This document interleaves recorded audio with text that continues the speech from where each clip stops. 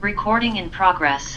Okay, tremendous. Thank you everybody for joining me, for joining us as we continue our journey through Sefer Sichos Haran by Rebbe Nachman, the Breslov Sichos Haran. As usual, as always, we will share our screen so we can all see the sources together. Very, very important sources today. Some of the most crucial, one of the most crucial of really perhaps all the teachings in Sichos Haran, which we're going to get to b'siyata d'shmaya. So, with the help of Hashem, we carry on our journey with Sichos Haran, Kuf Nun Aleph, 151, where Rebbe Nachman teaches us a very interesting thing. Not sure what kind of practical implication there is per se, but the Rebbe says like this: Shamati b'shmai, Rebbe Nachman records in the name of Rabbi Nachman Sha'amala Echad that the Rebbe once said the following to a particular person, to one of the Hasidim, and he told him Shemi Shahaya Bal Machloikis Begilgula Avar.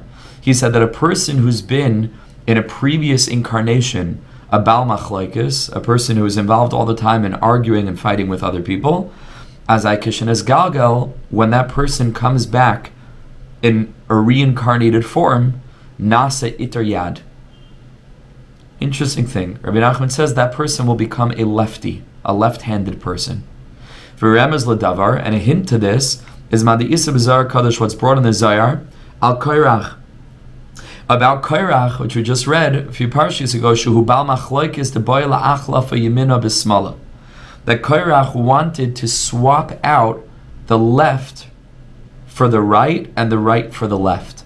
Which means over here, Rebbe Nachman explains that in Klal Yisrael we have Kohanim, Leviim, and Yisraelim, right? Much like we have in our ancestral DNA, we have Avraham, Yitzchak, and Yaakov. Obviously, these are the midos, like we've discussed many times in the past, of Chesed, Gevura, and Tiferes. The same applies for Kohen, Levi, and Yisrael. The Kohanim are emergent from the place of Chachma, which is the right side, or the aspect of Chesed.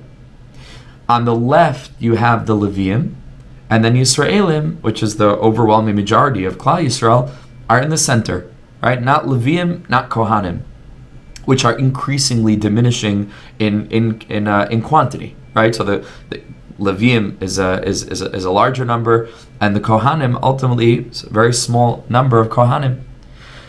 But over here, we find that Korach, who was a Levi, wanted to become a Kohen, which means he was trying to swap out the left for the right. Ubeshvil zeh, and therefore, Anshe Kishenes Galgal, of course, Korach is the prototypical Bal Machloikis. He's the one who's arguing against Moshe and Aaron. He's the one who instigates and rabble-rouses and whips the people up into an argumentative frenzy.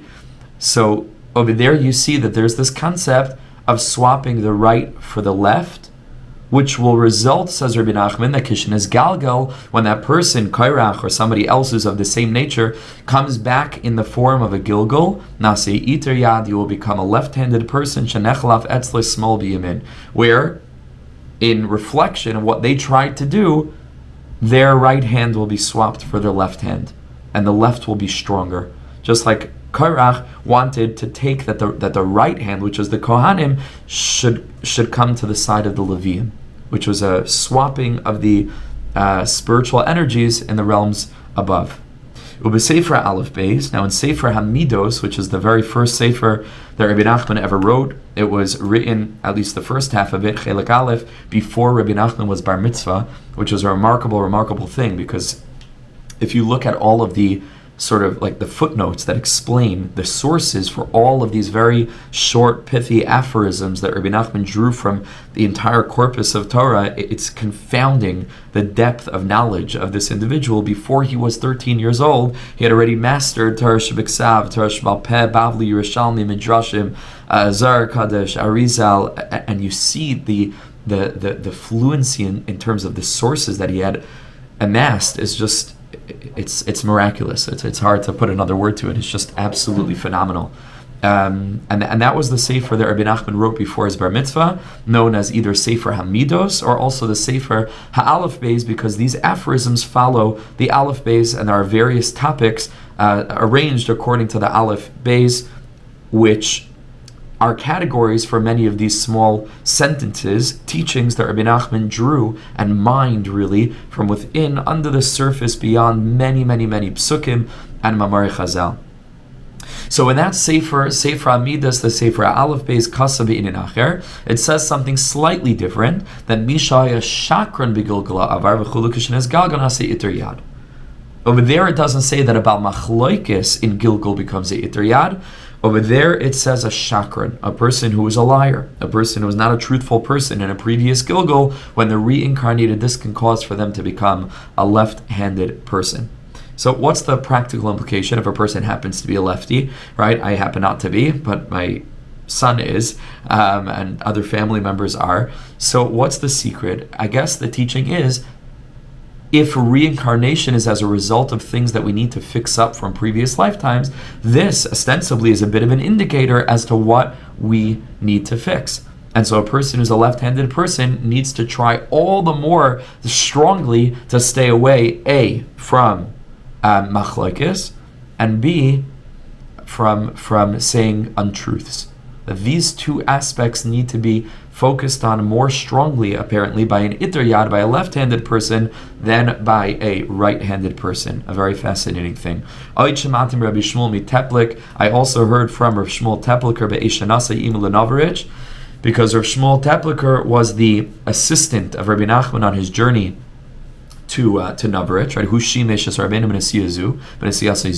He was Rebbe Nachman's attendant along that particular journey. That one of the nights when they slept and they woke up in the morning, Rebbe Nachman said, "Look at the difference between me and you. And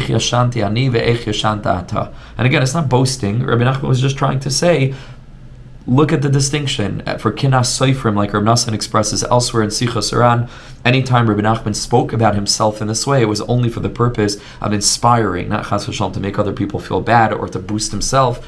It was just to be able to demonstrate what a person can access, can attain in this world, and for the purpose of encouraging others that they should aspire to reach those levels. That was the whole point of Rebbe Nachman speaking any kind of praise of himself was for that reason only. But Rabbi Nachman said, Eich yashanti ani, look how I slept, ve'eich yashanta ata, and look how you slept. Ani yashanti be'inin iter yad. Rabbi Nachman says, when I slept, I was busy studying the deepest mystical depth of what it means to be a lefty. And that was what he was meditating on during his sleep. And Reb Shmuel Teplik, I'm sure, was a holy person, but a sleeping state could bring a person to a lesser level of consciousness usually, and not an expanded level of consciousness. But for the Tzaddik, for Rabbi Nachman, Sichos Haran, during his sleep, he was working out the inyan of iter yad. While he was sleeping, he was studying, meditating on the concept of this idea of what it means for a person to be left-handed. What is that spiritual flip? Right? Because ordinarily we could understand the right hand is the strong hand because it's the energy of chesed, and chesed is boundless, and chesed is hispashtos. Chesed, it overflows all the barriers, boundaries, a flood of chesed. Left hand is gevura, which it means strength, but in this context, it's rigidity, it's severity, it's rigor, it's weakness, it's the aspect of the way in which Yitzchak Avinu, who is of course the midah of gevura, allows himself to be tied down on the mizbeach by the akedah without protesting. It's an energy that's passive. It's a withholding energy as opposed to an energy that is active. So here you have the right hand and the left hand. So what is that? Obviously, there has to be some spiritual reason for this, that in some people, it's interesting, I don't know the percentages, but I'm sure we could look that up easily. What are the percentages, right, of people who are right hand versus those people who are left hand? But ultimately, it would seem that there is some kind of flip where a person is a left-handed person. There's a spiritual energy that switched. So that has meaning, right? So what is that? So Rebbe Nachman was busy meditating on this idea. What does it mean for a person to become an iter yad? And then Rebbe Nachman mentioned that this is related to the Benjamites, to the Shevet of Binyamin, where it says in Shoftim, Shenemar Behem, Shahaya Behem Shiv'im Me'os Ish iter yad Yaminoi. It speaks about the army of Shevet Binyamin, who had 700 men who were left-handed. Fascinating thing. which is all the more fascinating because the word Binyamin literally is Ben Yamin, right? So that would seem to say that there's a connection to the right hand, but somehow you had 500 left-handed warriors who were able to sling a rock at a hair, like Rebbe Nachman brings in Torah Beis, and the second lesson in Likutei Moharan, and not to miss. And if you follow that line of reasoning, for those who are familiar with Likutei Moharan Torah Beis, those who have been learning the Likutei Moharan shiurim with us, so over there, Rebbe Nachman also addresses this idea of the left and the right and how to make sure that we have a proper balance between them. So here you have this interesting thing where the archers of the Shevet Binyamin, who are Ben Yamin, were left-handed, and thereby were able to sling a rock at a hair and not miss, which Rebbe Nachman says doesn't go too much to the left and doesn't go too much to the right. So maybe this aspect of them being left-handed balanced out their name, which is Ben Yamin, which enabled them to shoot the arrows right in the center without being drawn too much to the left, without being drawn too much to the right. But ultimately, this teaching is more relevant for left-handed people than right-handed, but it's something to contemplate. Now here we move on to Sichos Haran Kufnan Beis 152, and over here we find the context for one of the most famous teachings, if not the most well-known expression among Rebbe Nachman's many, many well-known expressions, which is undoubtedly the declaration of Ein Shum yei'ush ba'olam klal. There is absolutely no despair in the world at all. Despair does not exist. This has become such a popular piskam, such a popular expression that many people think it's chazal. Many people think it's a medrash because it's so ubiquitous, it's so universal. It's something that so many of us are familiar with. This klal, this important rule, Ein Shum yei'ush ba'olam klal. Where does this come from? Where does this sentence, this statement, this declaration come from? So just a little bit of background before we go into Rebbe Nachman explaining how this teaching came to be in the most remarkable of ways, mysteries upon mysteries. In the same vein, like we learned last week, in terms of how the story of the 7 beggars came to be told. So here we're still in that part of Sichos Haran, where Rebbe Nachman is giving background information for the stories that were told and for the teachings that were revealed. This line shows up in the middle, or toward, sort of like, I guess toward the middle, a little bit closer to the end of Likutei Moharan Tinyana Torah Ches. I'll just confirm that.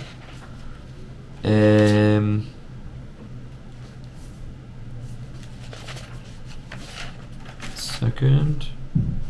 No, not Torah Ches. I'm sorry, Ayin Ches. That's what it is. Likutei Moharan Tinyana Ayin Ches. Ayin Ches is a Torah that begins with the words Be'inyan Hanhagas Hapshitos Shel Tzaddik Emes, with regard to the simplicity of the true tzaddik.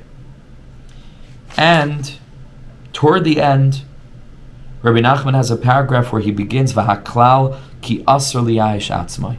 The rule is that it's forbidden for one to give up on oneself. And then he announced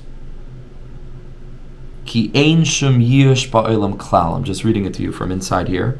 Ki ein shum yei'ush ba'olam klal. There's no despair in the world at all. And Rebbe Nachman explains, I'm just reading you from the Likutei Moharan, Umashach ma'oid elu atevos, and he drew out these words. Ka in Yiddish, kein yei'ush is gar nicht vorhanden. There's no yei'ush in the world. Kein yei'ush. And he drew it out, va'amr mekach gadol, and he said it with tremendous force, u'ba'amkus nifla v'noira ma'oid, and with an inordinate sense of depth, an awesome depth, and he was drawing it out so that these words that Rebbe Nachman was announcing should echo throughout the generations to encourage each and every Jew, no matter what, that nobody should ever give up on themselves no matter what they go through. Even if a person falls to a very low level, by holding on to what he is essentially, a person always has hope to come closer to Hashem. Okay, that's part of Likutei Moharan, Tinyana, which is the second part of Likutei Moharan. Simin Ayin Ches, Torah Ayin Ches, again, Be'inin Anhakas Hapshitas V'chulu. Now, the context for that sentence, which again is part of Likutei Moharan, Tinyana, Torah Ayin Ches, is the concept of prostic.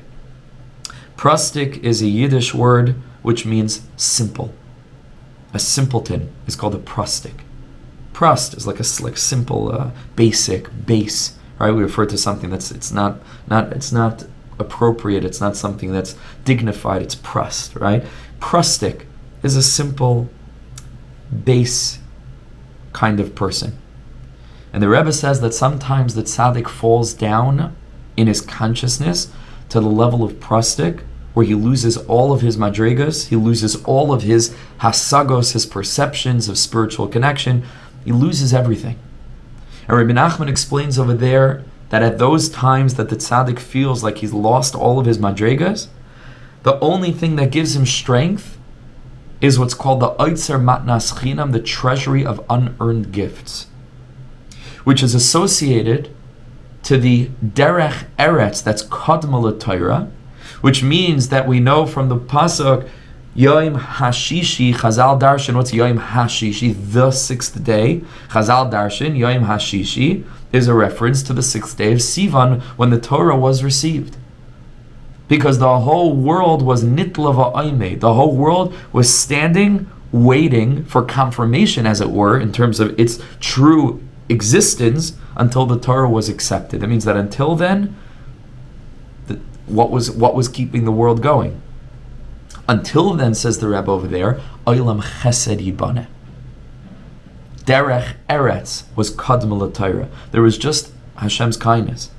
That kept the world going until the Torah was received, and then there was the aspect of us being in a reciprocal relationship where we are able to awaken from below in a Serusit Lisata, and we're able to send up what's called in Kabbalah Mai Nukvin, female waters, to then be able to earn, so to speak, and deserve a relationship with Hashem. But prior to that, prior to Matan Torah, prior to Har Sinai, is the energy of Har Habayis. We've recently spoken about this in the context of Torah Chaf in our Likutei Moharan shiurim, but we spoke over there about the Eretz Yisrael energy that has nothing to do with earning or deserving. That's why when Moshe Rabbeinu was davening to get into the land, what was the words that he used? Ve'eschanon el Hashem be'esahi lemor. Ve'eschanon. The word ve'eschanon is connected. The root of the word is chanun v'rachum.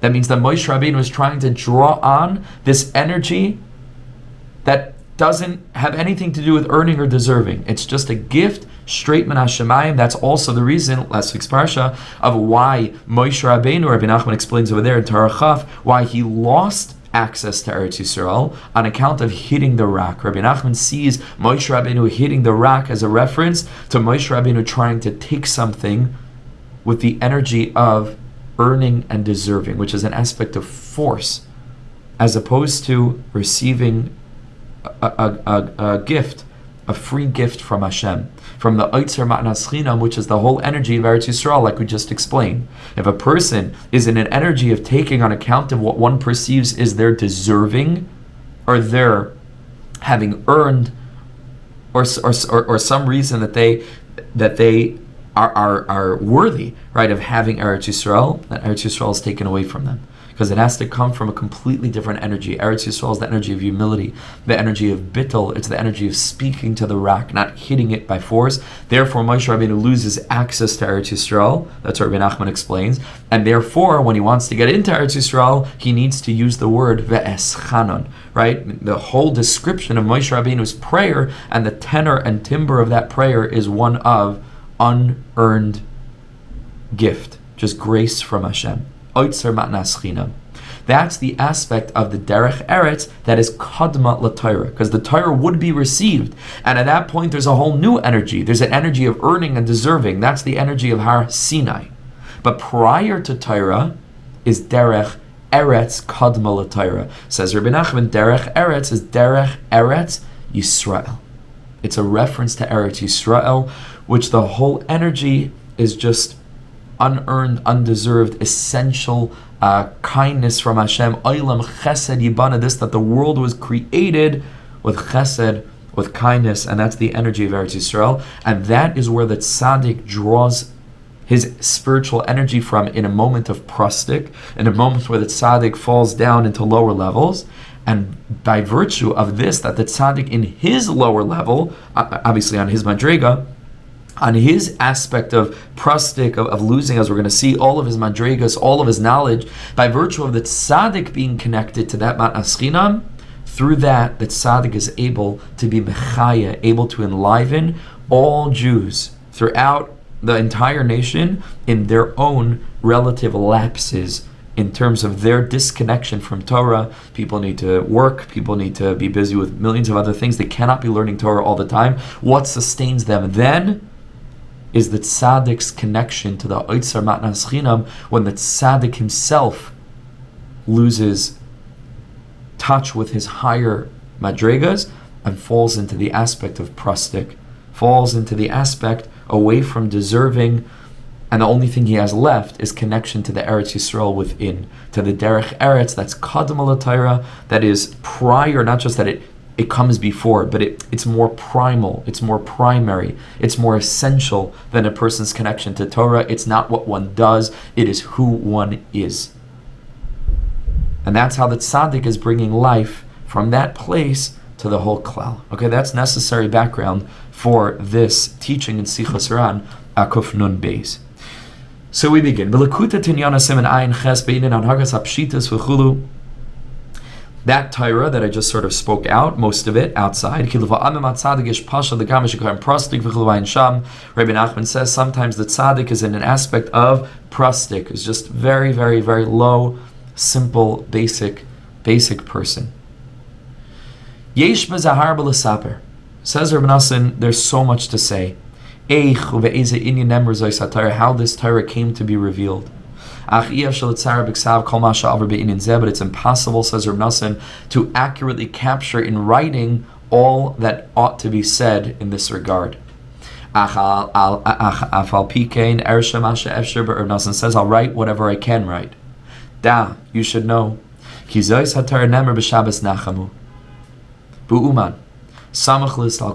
teaching was revealed close to Rebbe Nachman's passing on Shabbos Nachamu, right, which is only about 3 months before Rebbe Nachman was nifter, Av, right, and then Elul, and then Tishrei, and Rebbe Nachman was nifter on the 4th night of Sukkot, on a Chol Hamoed. So this was a short while before Rebbe Nachman was nifter, before the Rebbe left this realm, this world. And it was said on Shabbos Nachamu. How appropriate, because it's all about nechama. It's all about, like Rabbi Nachman says elsewhere in Torah Chaf Aleph and Likutei Moharan, which many of us have learned, the greatest nechama is an expanded sense of consciousness, to be able to really grasp and understand the extent to which HaKadosh Baruch Hu's kindness and love is supporting us all the time. And this was the message that the Rebbe gave over on Shabbos Nachamu B'uman Samach L'Hisdal Kusai. Says Rebbe Nachman, the following is the way that things unfolded. At that time, Rebbe Nachman left the house that he had originally lived in when he came to Uman, which was actually a gift. The Rebbe spoke about how somebody just came and gave his home away, that Rebbe Nachman should be able to live there with his family, but it wasn't good. It wasn't that the air was a little bit polluted, and Rebbe Nachman needed very clean air because he was suffering from tuberculosis, which is a lung disease.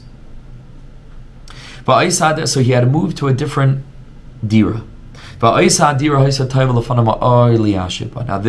new home was very, very, very good. It was a very wide, expansive home, and there was a good cross breeze. There was a lot of good air for the Rebbe, and there was a beautiful garden outside of the windows. But again, this dira wasn't Rebbe Nachman's. Explains the v'chulu is how he got the dira. And fascinatingly enough, that dira belonged to a very well-known atheist, a very well-known maskil, who, wouldn't you believe, his name was Nachman Nassan. This was the name of this person. Can you imagine? And it was in his home somehow that it came to be, from Rabbi Nachman's connections to the maskilim and his friendship with them, his home became the place in Uman that would house Rebbe Nachman and Rebbe Nachman at the end of his life. So it's obviously all mysteries, secrets. That's where Rebbe Nachman and his family found a place where they could live, and that's where they went. And so prior to Shabbos Nachamu, we entered the home. There were brand new people who came to check out this phenomena that by now they had heard of, right? There were new people, older, meaning prior Hasidim, Shaboi love, al Shabbos Kodesh, Kibbutz Gadol. There was a great gathering of people there.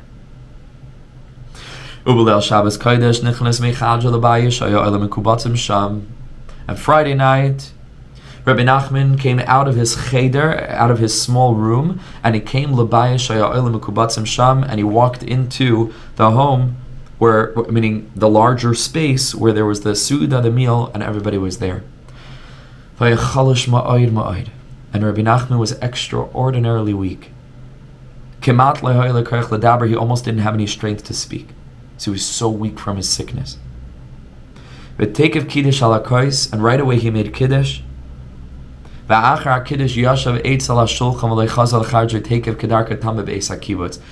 Kiddush he just sat there. He was so weak he couldn't even move.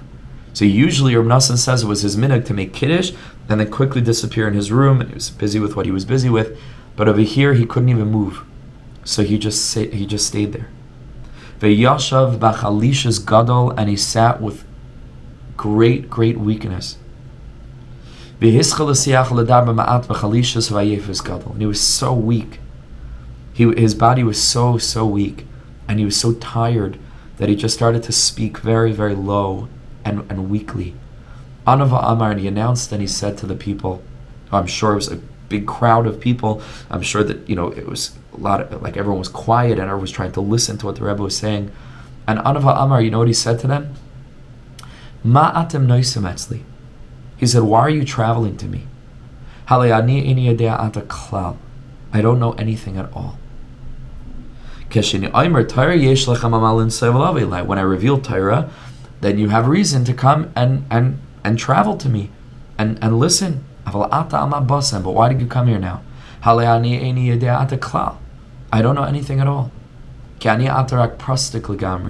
Right now I'm a prustik. And this is a very deep expression of Rebbe Nachman's spiritual, physical, and maybe emotional level. He felt he was almost defeated. Ani prastik legamri. I have nothing to tell you. I have nothing to share. And again, it's adjusted for Rebbe Nachman's level, and who can say, people try to diagnose Rebbe Nachman and say all kinds of, things about what kind of pathology he must have been suffering from to have been such a remarkable, strange individual. What can we say? He was a genius. He was a goyin. He was a tzaddik. But adjusted to our level, many of us often feel this way. This is the word. We feel like a prustik. I have nothing. Can't think of anything. And he kept on saying this again. Right now, klal. I don't know anything at all. I'm just a regular person now. He says, I have nothing. I'm just a prustik. I'm going to say something now. I'm nervous. I'm going to be maybe misunderstood. I'm more deeply nervous that I don't even understand it myself. But I think it's historically important to point out that many of us will be familiar that around this time in history, in Jewish history, in the late 1800s, really the late 1700s, early 1800s, maybe even late 1600s, early 1700s, there was a great breach in the structural integrity of the community, largely on account of Shabsai Tzvi, who was a false Mashiach who used the teachings of Kabbalah to breach many boundaries. And he found the capacity within the teachings of the Arizal, Ki'ilu, to fortify, support, and justify many of his breaches of Torah. And his whole concept, of course, was the idea of Aveir Lishma. that somehow this twisted necessity to specifically go into sin, and then from that place to do tshuva and get even higher than a person was prior. And I think we've mentioned in the shiurim in the past that it's possible to see the whole revolution of the Baal Shem Tov, which has striking similarity to many of the doctrines of Shabtai Tzvi, as a tikkun, as a rectification for Shabtai Tzvi, from the standpoint of utilizing these same ideas, but within a normative framework, and not an antinomian, right? Meaning an approach that's anarchic, right, or contrary to the law, but within the framework of halacha, to then use these ideas to give people strength in order to understand why it is that we journey in the way that we journey, and despite our best efforts, right, not like Shabtai Tzvi going into it, chas v'shalom, but despite our best efforts, a person experiences lapses and so on. There can be spiritual value there, there's tikkun there, etc., etc., etc. The Baal Shem Tov said that the reason why he died was on account of how pained he was by the Masa Shatz, by the actions of Shabtai Tzvi. This is something that's brought in Likutei Maharan itself. I believe, if I'm not mistaken, I want to say it's Torah Ratio Tes. Let's see if my memory doesn't fail me.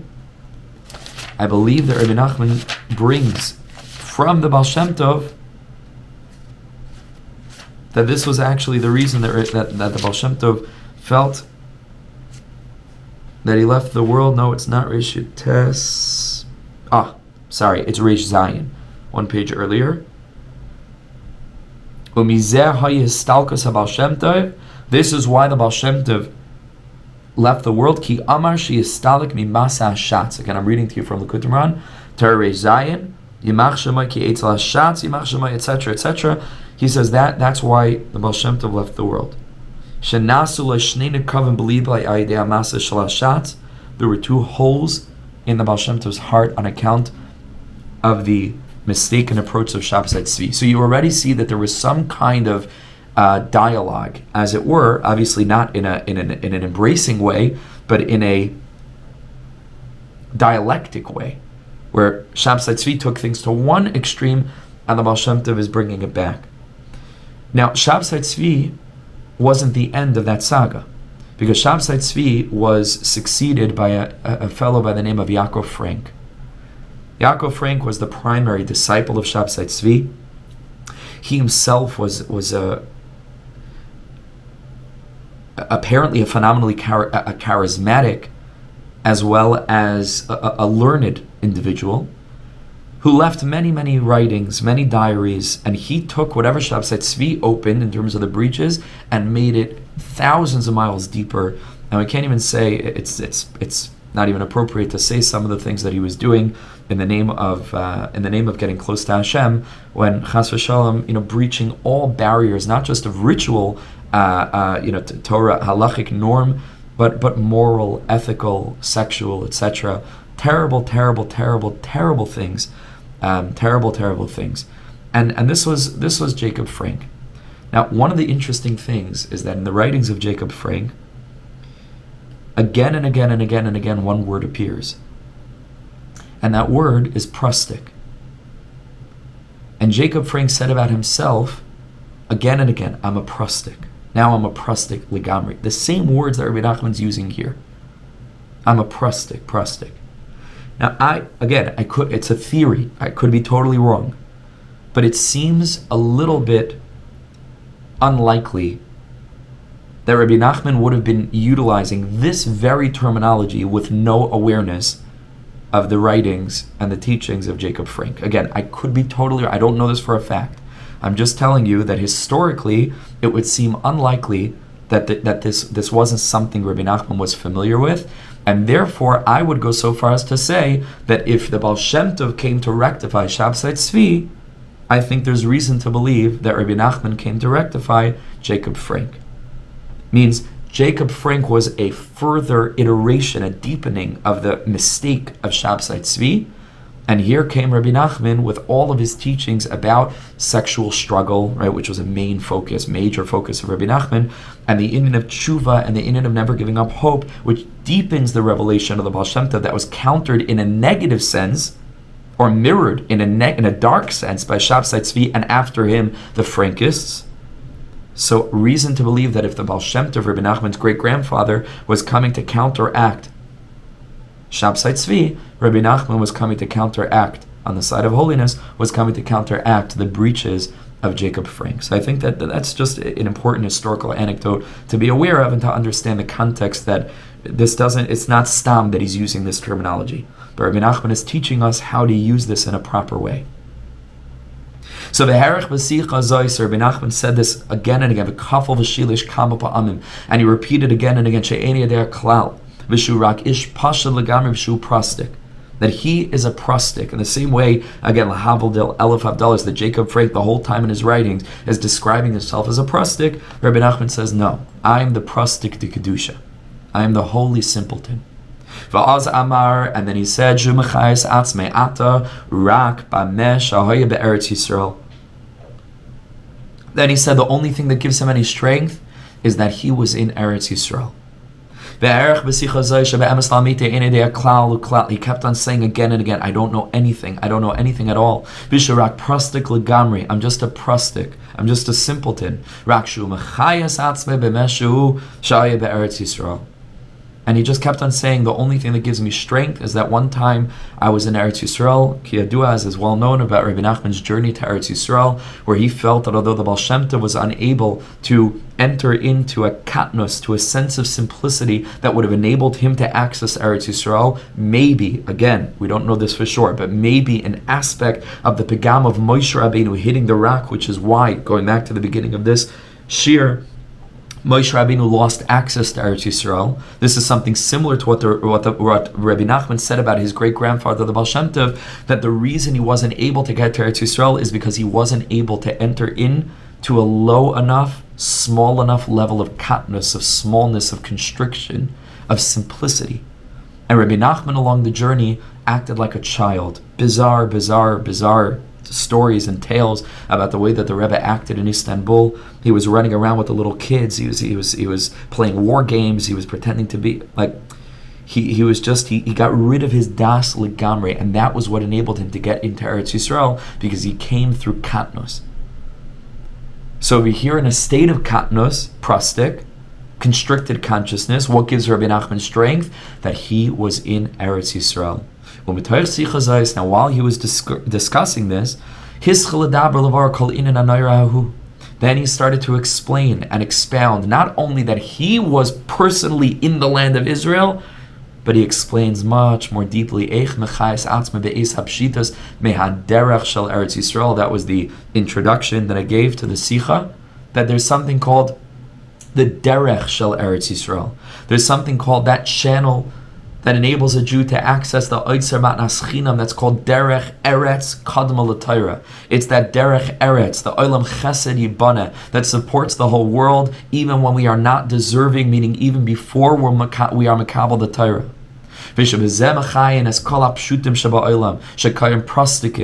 That specifically through Rabbi Nachman's connection in this moment to that Oitzer Matnas Chinam, that gives strength to all the simpletons in the world, whether that refers to people who are learned and spending most of their time learning Torah, but that they have to be mevatel minat Torah because you can't just sit and learn forever and ever, as well as all the regular simpletons, the unlearned, the simple folk. And even the nations of the world need to know that there's essential value and they're essentially worthy. As Rabbi Nachman explains.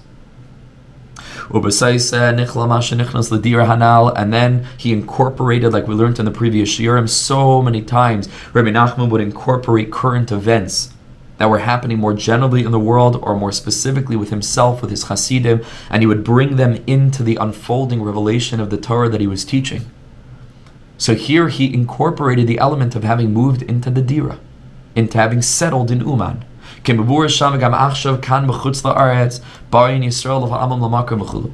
says over there that there are times when Klal Yisrael come to a place, Jews identify for themselves a particular place where they want to live, Lakewood, New Jersey, so a random place, and that becomes a place where Jews move, and it expands and expands and expands. Yisrael ba'im l'sham, and Jews come to that place, v'koiv shem ha'makam, and it's as if they conquer the land. U'mekadshen osai, and it becomes a holy place. She'yeh makam Yisraeli, that it's a Jewish place. Shezeu gam kim b'chinas Eretz Yisrael, where it too becomes an aspect of Eretz Yisrael. I once said in a shiur, I was referring to the shiur that was being given here in London, and I used the phrase, I said London Ir HaKodesh, London the holy city, and people got very angry with me. Somebody was critical of me and said, how can you say London is Ir HaKodesh? But Rebbe Nachman says that wherever there are Jews, it's Ir HaKodesh. Wherever there are Jews, that place is a bechina of Eretz Yisrael, that even though obviously Eretz Yisrael is the shirish, the root of all kedusha, in as much as there are Jews in a place, it then becomes Eretz Yisrael, right, as a place where Jews live, and there is some kind of sanctification process that takes place there. Rabbi Nachman explains and incorporates this, that the nations of the world want to stay. You stole it.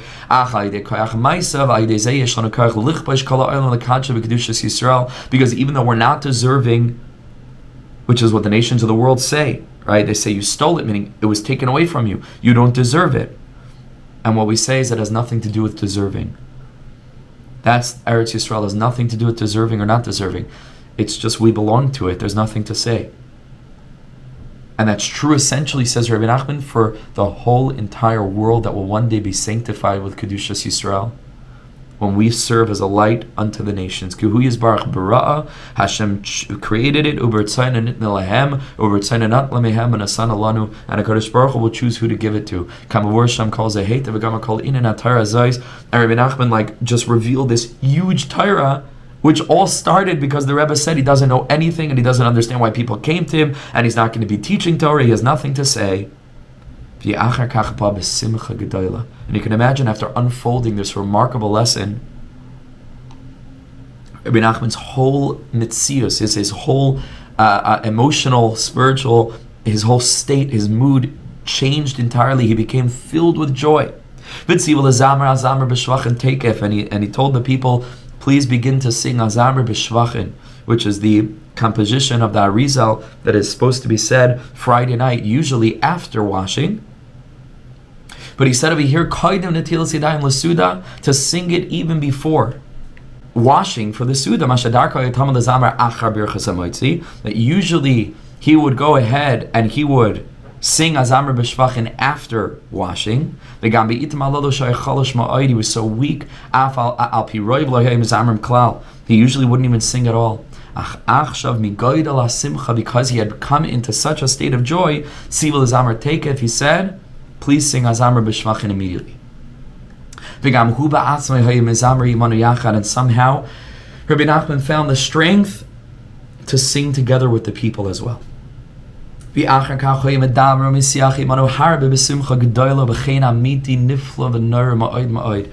Rebbe Nachman was speaking great joy and with great grace and tremendous, awesome chen. V'yashav kol hasuda b'simcha rabba, and he sat the whole meal in a state of great joy. V'diber v'yisiach harbi imanu v'chizik oisana ma'od ma'od v'kama v'kama l'shonos, and he gave us tremendous strength, using many different teachings and many different expressions. Iksas mize nitpas. Some of this has already been printed. V'az tza'ak me'oimek halev. And here we get to the point. Then Rebbe Nachman cried out me'oimek halev, from the deepest depth of his heart. Gewalt, he screamed out. Gewalt, seid euch nicht yei'ush. Don't give up hope. Aha, al tiyashu es atzmechem. Don't give up on yourselves. So he said, aha, al tiyashu es atzmechem. Don't give up. Va'amar b'zeh aloshin kein yei'ush is garnish verhanden. There's no yei'ush in the world at all. Ein shum yei'ush ba'olam klal. Says Rav Nosson, it's impossible to describe the hints that Rebbe Nachman was giving them with his hand motions. Giving them strength, never, ever, ever to let go, never to give up. And then he said, wow, I'm in a really joyous mood. He said, I'm in a state of great joy but also great awe. And he said in Yiddish, Ich bin heint frum freilach. Today I'm frum freilach. It's a conjugation between yira and simcha. Says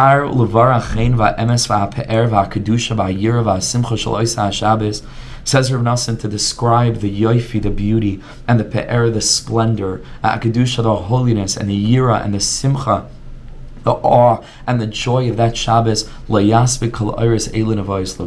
He says no amount of pages and parchments and skins would ever enable us to be able to describe. Meaning, Toich Kedei, Rebbe Nachman's teaching about not giving up hope, he says we ourselves saw HaKadosh Baruch Hu's great miracles. How merciful He is. That it was specifically Rebbe Nachman's own journey from a state of prostic, from a state of simplicity, from a state of not knowing anything at all and having no Torah to teach, that everything was transformed, and this became the moment that Rebbe Nachman would go on to reveal the deepest expression of chizuk that we find in Rebbe Nachman's entire corpus. It turned into such an eis ratzon. Because initially, as we explained, Rebbe Nachman really didn't know anything. And out of that state of a total lack of consciousness, there's no despair in the world at all. That's the point. I mean, it was literally emblematic of it was like an exhibit of this teaching in and of itself, the context out of which this teaching was born. Such an incredible revelation was created. Says Rebbe Nachman, we don't know anything. We don't understand what it means that he didn't know. Obviously, it's a very deep and hidden concept. Rebbe Nachman said that his not knowing was a greater madrega, whatever this means, than Rebbe Nachman's knowing.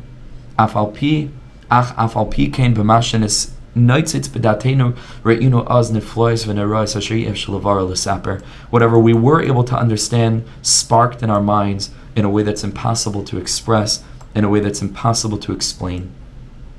The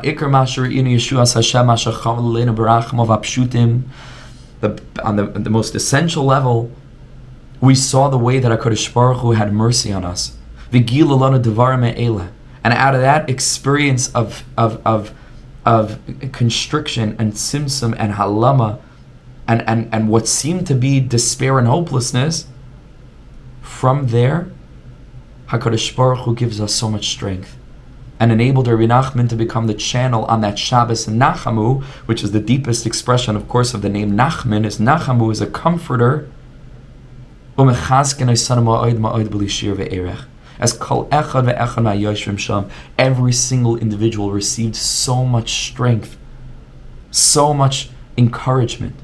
V'chol echad nidmalai she'imay levad hu medaber. Every single individual present felt that Rebbe Nachman is speaking to them alone. That it was only to that person that Rebbe Nachman was speaking, and this is still something I think that can be sensed in Rebbe Nachman's teachings that have been recorded in Likutei Moharan and Sichos Haran and the other places. We feel as if we can build a personal relationship with the Tzaddik. It's as if Rebbe Nachman understands what we're going through and is speaking to us, ishit, is speaking to us on a personal level. Rebbe Nachman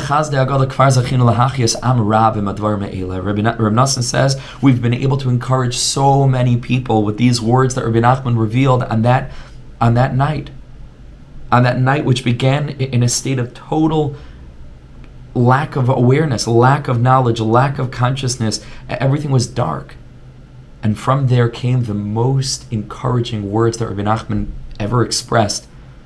That Rebbe Nachman says already, meaning just one generation later, how many people Rebbe Nachman was able to encourage with these words. His words are still strong, and they're living, and they're sturdy, and they're established, and they're sweet, and they're trustworthy forever. And especially we can say in our generation how many people are still getting encouraged from the words that Rebbe Nachman uttered that Friday night. Ma'adaber. Says Rebbe Nachman, what can we say? Chazli gavar aleinu ve'emes Hashem la'olam. Rebbe Nachman's chesed and l'havdil HaKadosh Baruch Hu's chesed gavar aleinu overpowers us. Ve'emes Hashem la'olam, and Hashem's truth stands forever. And here, listen as we close this piece. It's a very, very interesting end of this particular teaching, which is, of course, all wrapped up back into the themes that were taught as well as reflected in the context within which these teachings were revealed. Achar kach b'yom rishon, on Sunday, shekasavti zos haTorah, I wrote down what Rabbi Nachman had expressed as Reb Nosson on that Friday night. Achar kach hevesi aksav lefanav, and I brought it to Rebbe Nachman so that he should look it over as he often did, as he always did. So every word in Likutei Moharan, even if it was written by Rebbe Nosson, was really approved by Rebbe Nachman. Everything Rebbe Nosson wrote, he would bring to the Rebbe would look it over, he would approve it, and then it was arranged to be printed. Says Rebbe Nosson, but this time something very strange happened. V'tafas biyada berifyan yadayim. Rebbe Nachman held onto the paper very weakly. And this was likely because Rebbe Nachman was very, very ill, and he couldn't grasp the paper, probably he didn't have enough strength to hold the paper. But of course there's a deeper mystery here as well. Because he held the paper very weakly,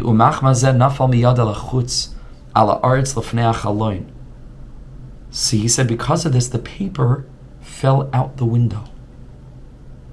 That Rebbe Nachman was standing by the window. And so Reb Nosson handed him the paper, he held it very weakly, and the paper fell out of his hand and it floated out the window. Rebbe Nachman stood there looking at this Torah that was outside of the home, that was on the floor.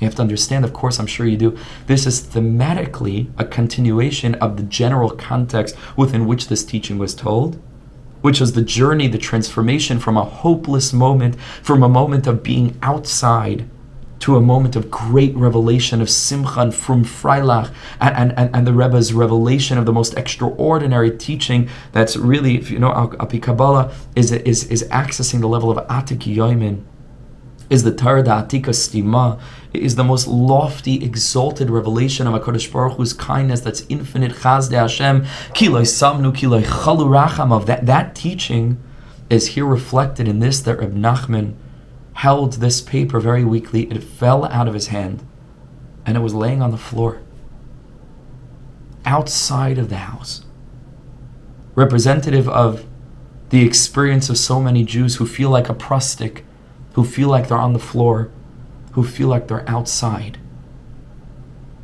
And Rebbe Nachman was looking at it. V'hikbati aksav. Rebbe Nosson says, I picked it up. V'chazarti u'masarti liyadeh hakadosha. And I brought it to Rebbe Nachman's own hand. V'histakel v'raba kol ma shekasav ad hasoif. And as Rebbe Nosson said, as Rebbe Nosson stood there, Rebbe Nachman read the paper from the beginning to the end. Achar kach anava amar. And this is also very deep. Anava amar, Rebbe Nachman announced and he said, Maza kasavta. What did you write? Haloi zeh sachti li be'atzmi. This is exactly what I said. Which is a deep secret, because what do you mean? Okay, but you said it. You didn't write it. Reb Nosson wrote it. You said it. But to those who have a little bit of a heart and ears to be able to hear the depth of what's being said, is essentially, especially if you understand the context of Torah Vav and Likutei Moharan, and the way that the letter Aleph contains the whole secret of Torah's Breslev. Just something noida b'sha'arim bala. You know, it's not something you can really express with words. It's just something you have to sense. Where Rebbe Nachman is the sun, and Rebbe Nosson is the moon, Rebbe Nachman is Moshe Rabbeinu, and Rebbe Nosson is Yeshua. And this is the Nekuda Elyoina and the Nekuda Tachtoina of the Aleph, the aspect of Ratzai and Shoiv, the aspect of that shining realization of the truth beyond and our constricted experience of this worldliness below. But the ultimate tikkun is the realization of Ein Oid Malvadoi. Ein Od Milvado means that there is no sun and moon. It's a revelation of that time to come where Vaya'ar halavana ka'ar hachama, where the light of the moon is just as luminous as the light of the sun.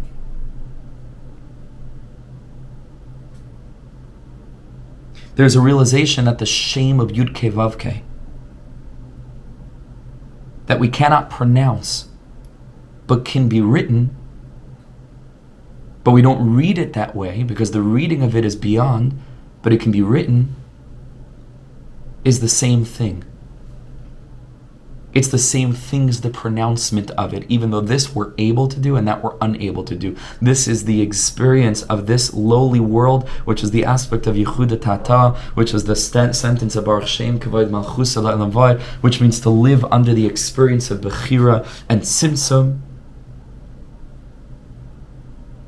And the Yehudi Ilav, Shema Yisrael, Hashem Elokeinu, Hashem Echad, the realization that everything is one, everything is one. And that this realization is brought about specifically when a person reaches rock bottom in a place of outside on the floor, the Indian of Prastik, and they refuse to give up hope because they recognize that HaKadosh Baruch Hu is Malay Chal Ha'aretz Kavoida, that Hashem is there too. And in this, that they hold tight to the realization of Ein shum yei'ush ba'ilam klal, there's no such thing as despair, then there's really no difference between outside and inside. Because over here they're revealing HaKadosh Baruch Hu's presence in this way. As Tzaddik HaKohen writes, and perhaps the most radical of all Hasidic teachings in Eis Kufnun Vav in Sichos Tzaddik. This is the fixing of Kari, Mikra, the idea that things just happen, the realization HaKadosh Baruch Hu was here all along. Hashem is present. There's no hopelessness because God is already in the place of hopelessness. So there's no, how can you despair to say, I'm so far from Hashem that I can never get close to him? Hashem is already there. Hu mekayma shel olam, eina olam mekaymai. So in this context, Rebbe Nachman says to Rebbe Nachman, what did you write? What you wrote is what I said, which is vaya'ar halavana ka'ar hachama, which is the realization of Ein Od Milvado, which is the realization of Yitnu Lecha Keser Melucha, where that place of Keser, Atik Yoimin, and Malchus they merge. The place of Eishes Chayil that's synonymous with Hateres Bala. B'Lashain Ashkenaz, Was hasti da aufgeschrieben? What are you saying? You wrote it. Das hab ich mir azay geschmust. This is exactly what I said. Advar matikim, says Rebbe Nachman, because he understood much more than I understand. I'm just sharing my tiny hasaga and the snotzutus and my own noida b'sha'ar and balu lefum shiur dili. But Rebbe Nachman understood much deeper. But advar matikim, he says these words are hidden, ancient words. Dvarim shekisa atik yoimen. Amar HaKosev, and here for the first time in the whole Sefer Sichos Haran, the Ma'atik, the Kosev, the one who arranged the writings of Sichos Haran, which I want to say is Rav Alter Tepliker, but right now I'm forgetting who it was. Let me just look this up quickly. So they bring over here the notes over here. This would be Kuf Nun Beis. Amar Hamatik is a reference to Kuf Nun Gimel rather. Kufnun Gimel. I'm sorry, that was Kufnun Beis and Kufnun Gimel. So the Ma'atik is Rebbe Nachman Tulchin. Rebbe Nachman Tulchiner. He was the one who published Sefer Sichos Haran. He says, Yedidi HaKoireh. He says, my dear friend, the reader, Ayin Heitev Ba'atar HaShayach L'Zeh HaSipur V'Lekuta Dinyana Simen Ayin Chesam Ascheles V'Eschan, and look over there. Look at the original teaching, which we had the privilege of learning outside as the introduction to this teaching. Ba'az Tavin Heitev Sipur Hazeh, you'll understand this story of Yinuam L'Nafshecha La'ad, and it will be sweet for your nefesh forever. The Yinuam L'Nafshecha. Noyam is Noyam Ha'elyon. Comes from that place of the realm of of Nachamu Nachamu Ami. Nafshecha is that place where we fall out of the window sometimes, and we fall down on the floor. And the Rebbe still, through Rebbe Nachman, is picking up that piece of paper and holding it carefully and saying, what are you saying? There's a distinction between Rebbe Nachman and Rebbe Nachman, between the sun and the moon, between the Nekuda Liyoina and the Nekuda Tachtoina. Why, whatever you wrote is what I said. Hadvarim atikim. Hadvarim atikim.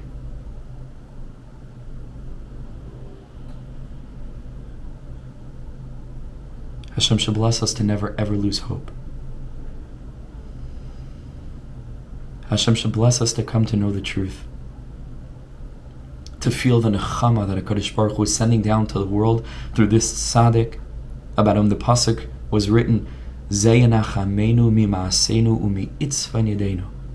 This Nachman, this Rabbi Nachman, came to console us mima'asenu umi'itzvan yedenu, to get us out of the thinking that it's we who do things or don't do things. It's all part of a journey. And if we approach it in the proper way, not like Chas v'Shalom, Lahavdal Elf Avdalas, the Shabsai Tzvi and the Frankists, if we approach things with an open, simple heart, a leiv basar that wants only to serve HaKadosh Baruch Hu in alignment with the Torah, that we yearn to manifest in our thoughts, words, and actions, then every step along the journey is a step of progress, no matter how regressive it may seem. Ashreinu ma tov chalkeinu u'ma noyim garaleinu. Ashreinu. Thank you so much for listening. ואתה האב שלי שכל כך אוהב אותי, האב שלי מלך חי וקיים על כל נשימה שאני